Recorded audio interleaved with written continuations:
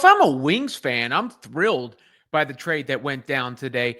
Nalyssa Smith gets shipped to Vegas, a 2027 first round pick coming back to the Wings in return. And I say this because the Wings are a rebuilding team, right? They just drafted Paige Beckers. It's a work in progress, rookie coach, all those things. It's not as if Nalyssa Smith was contributing in a heavy way toward winning, either there or in her last stop with Indiana, and they get a first round pick in what is to be a loaded draft in return.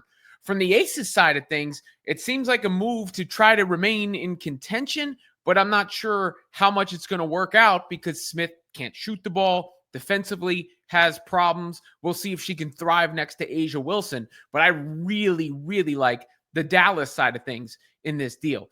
Now, you have always people complaining and crying. You see that in the WNBA space so often, like, oh, I can't believe this happened. Why was it tell list this? And Nalyssa Smith did post this, sick to my stomach.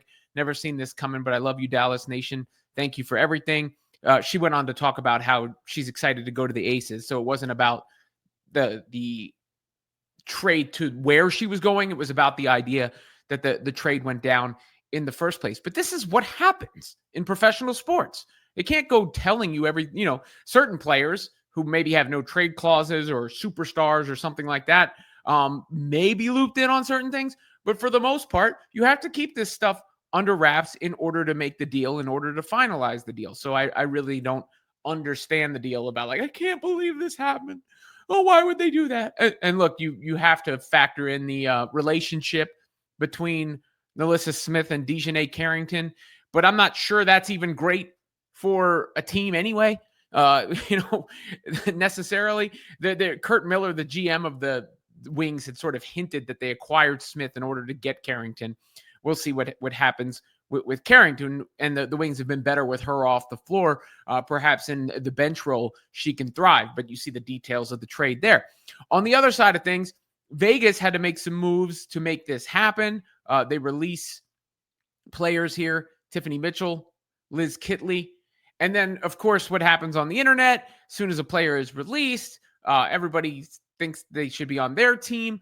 I haven't seen enough on the tape or from a production standpoint to think that, these are sought after players or acquisitions for a team like, say, the Indiana Fever, because the Fever fan base tends to fawn over players from another team. And we'll see how the landscape emerges and everything like that. And remember, the Fever traded Smith in the offseason as part of that multi-team trade. Smith in the 8th pick. They got Cunningham and the 19th pick back in return. So value for Dallas is good here, I believe. A first-round pick in a draft that could feature Juju Watkins, Hannah Hidalgo, other players like that in 2027, and letting go of a player who doesn't really help you in the now or the future. So I consider that a win for the Wings.